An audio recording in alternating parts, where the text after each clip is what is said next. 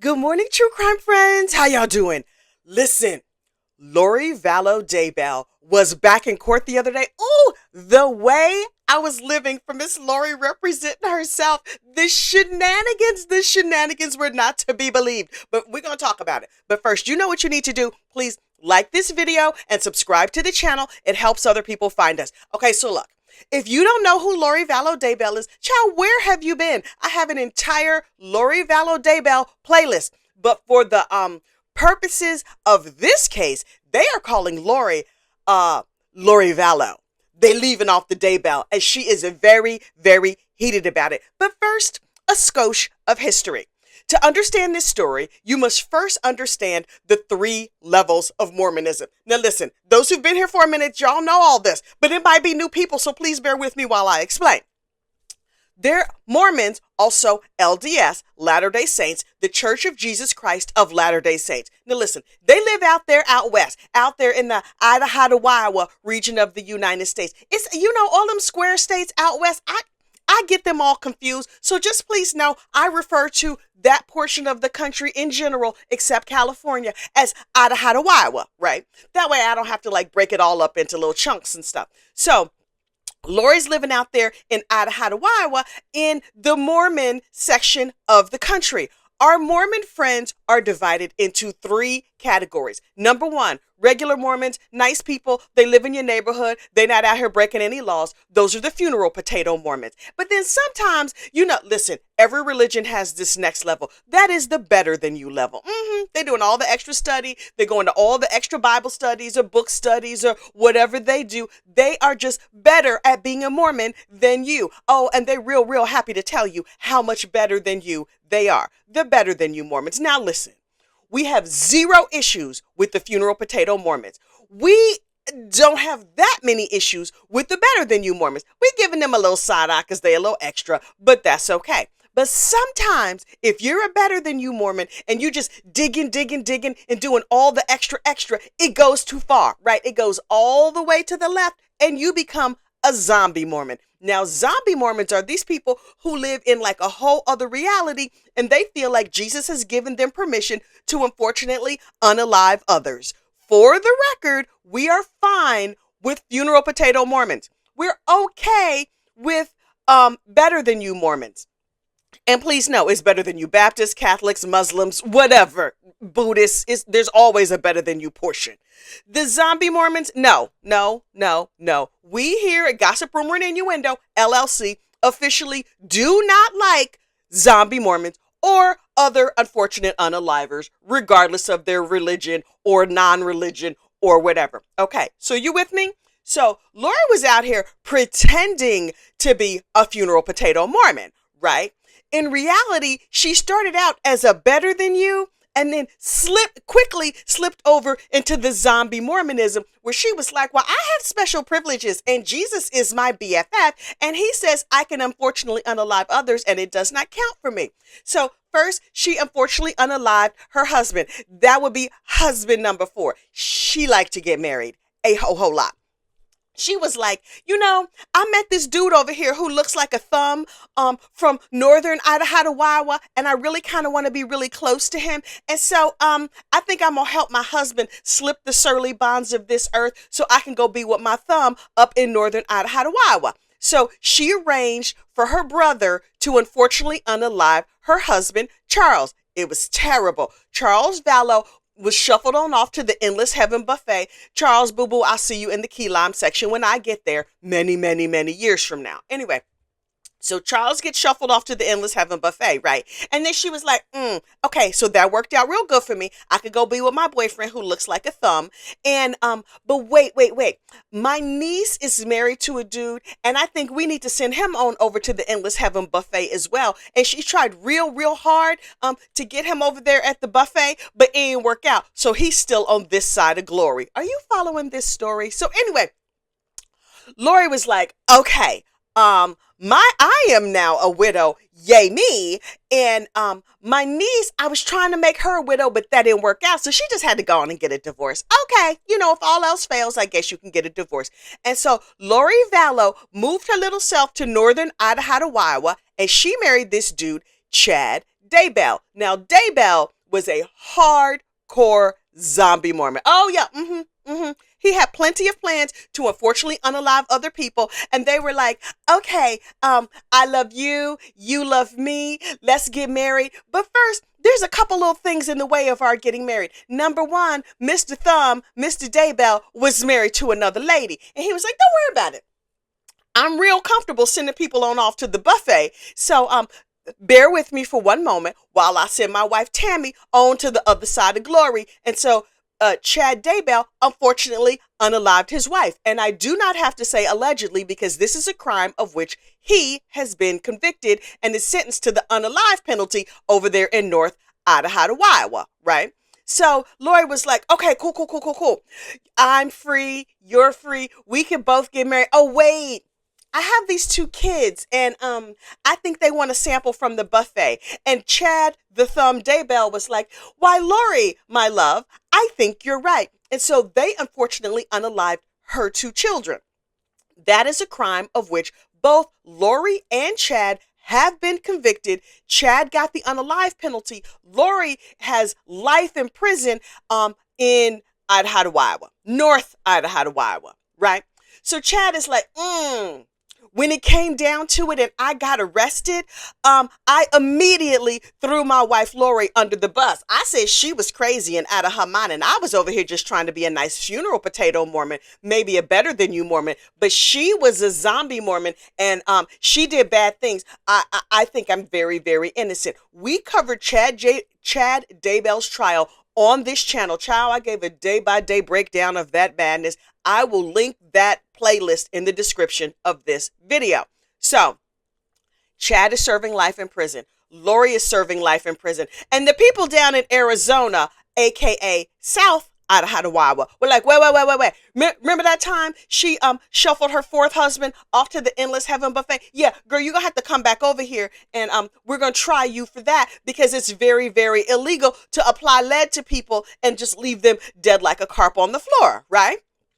And she was like, what? I mean, I have things going on in North Idaho. I cannot believe you want me down in South Idaho just because you think I unfortunately unalived a dude. That seems unfair to me. And the government was like, right, get your behind on down here. So she was like, you know what I'm going to do? I'm going to act as my own lawyer. And I was thinking to myself, what? This heifer crazy. What? Why are they letting her act as her own lawyer? And at first, the state was like, Your Honor, she's clearly out of her rabbit ass mind. So can we do some like testing to make sure she's not super duper crazy? And the state was like, right. And so they went and they had doctors look at her and talk to her. And she was like, I mean, yes, I have a history of being declared mentally incompetent. And after 10 short months, my competency was restored. And so clearly I'm fine. And the judge was like, wait. It took 10 months to get your brain back fully installed. You was over at the nervous hospital for 10 months for them to like get everything together. And she was like, it was nothing. And the judge was like, Heifer, that was a long time. That was a long time. And she was just like, no. It's all, they rearranged everything. And so now I'm feeling terrific. And I would like to represent myself. And the judge was like, I mean, that's not exactly what he said. He said it in judicial language, but officially he was just like, okay, Heifer, this is probably not going to go good for you, but good luck with your project. So Lori the other day was in court for a status hearing. Now, on the case of the state of South Idaho, aka Arizona, I think it's Arizona versus Lori Vallow. Now, at the time that she unfortunately unalived her husband, Charles Vallow, she was Lori Vallow. She had not yet married the Thumb, Chad Daybell. Well, Lori is still very much in love with her Thumb husband, who is on unalive row over there in North Idaho. And she's like, Your Honor, this is in the status hearing the other day. The first order of business, can you please refer to me as Lori Vallow Daybell? Because even though my beloved husband has thrown me under the bus and said I was crazy and he was not, I still love him. And I have fashioned a ring here out of a hairband. And I will just be wearing this as my wedding ring because I'm still madly in love with him, even though he doesn't really speak to me. And the judge was like, okay, heifer, whatever, in judicial language. And so Lori showed up in court in her bright orange jumpsuit and her bright orange prison slides. Actually, I think it was like scrubs or whatever. Anyway, she was dressed in orange from head to toe. And I was like, oh, look at her. She looks like a piece of candy corn. Also, she was very vain in life. She had when she was free, she had lovely blonde hair and she kept her Botox all together. Her makeup was on point. And now she's in prison. Child, prison has aged her badly. That heifer's aging like milk. But I was like, okay, prison in general is not good for your health. And she has not had access to the good hair dye and the Botox. So although she could probably take some of that mold or whatever off of the food they serve them and put it on her head, but I don't really fully understand how Botox works. Anyway, so she was like, I'm here to act as my own lawyer, and Your Honor, I would like to put some things on the record. And I was like, ooh, really crazy. Tell us every single thing. And she stood up there and she quoted case law, and she said things that if you didn't listen to the substance of it, sounded really coherent and smart. I was like, let me find out this ignorant heifer went to law school in the meantime. She ain't got nothing but free time because she's doing life in prison. And no matter what happens in this case, she's still going to be doing life in prison in North Idaho. So this is just a field trip for her. She's like, okay, well, the weather here in South Idaho is warm, and I get to play with all the legally law books, and this is going to be great for me. So she sat there in her fake wedding ring, and she was just like citing case law and saying things that sounded smart. And I was like, oh, okay, maybe she knows what she's doing. And then the state prosecution stood up and was like, Your Honor, that heifer has just spoke a whole mouthful of utter nonsense. That's what they said in legal language. And I was like, wait, but she cited case law. Wait, let me just run it back and listen to the substance. And I ran back what she said and I listened to the substance. And basically what she said is, I know y'all sent me all of the documentation and all the evidence of the crime that I committed, but I don't see a crime. And I was like, wait. The part where you plotted and planned and unfortunately unalived your ex-husband, you don't see that as a crime?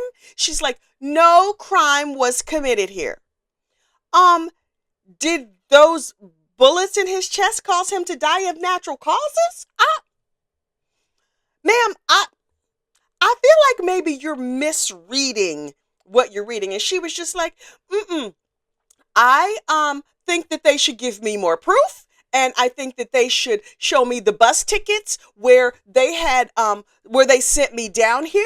And I would also like to know the menu of the jail for the rest of the month because I don't have that. Could you send that to me right away? Now, these are not exactly what she said. I'm summarizing. Bottom line, she asked for a bunch of nonsense. And she was like, no crime has been committed. And you just cannot say that I committed a crime just because there's that mountain of evidence that shows I'm complicit in the unfortunate unaliving of my fourth husband. I don't see a crime. Ma'am, Lori girl, I know you're not watching this, but if somebody talks to you, they should let you know. The standard is not, does Lori Crazy Vallow see a crime? The standard is what you did against the law. And between me and you, girl, applying lead to somebody's chest over and over and over again, even if you ask your brother to do it for you while you stood around saying like, oh, shoot him again, that's against the law. I mean, I know it's shocking, especially since you're a zombie Mormon and you feel like the regular laws of time and space and stuff, they don't apply to you.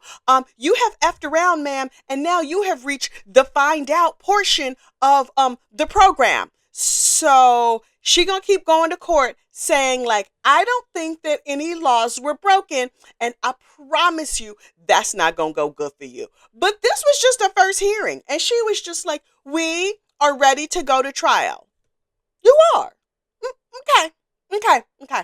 So you think no law was broken, and you want a bunch of nonsense sent to you that's not relevant to the actual case. Okay, this gonna go good. I personally plan to be very, very entertained while she is convicted. Now listen, Charles Vallow did not deserve to be shuffled off to the endless heaven buffet. What she did was terrible, but this lady did a whole bunch of terrible things that she does not think are crimes. She unfortunately unalived her children, including her special needs child, and she was complicit in the unfortunate unaliving of her fifth, oh yes, her fifth husband's wife. And then she married this dude while her children were buried in her husband's backyard. So her moral compass is really, really not where it needs to be. So, pro tip, don't go by her in terms of what's right and what's wrong. Oh, more hearings will be coming up, and I will be here. I will be perched. I will be ready. I want to know every single thing. Until then, you stay safe out there, and I will see you soon. Bye.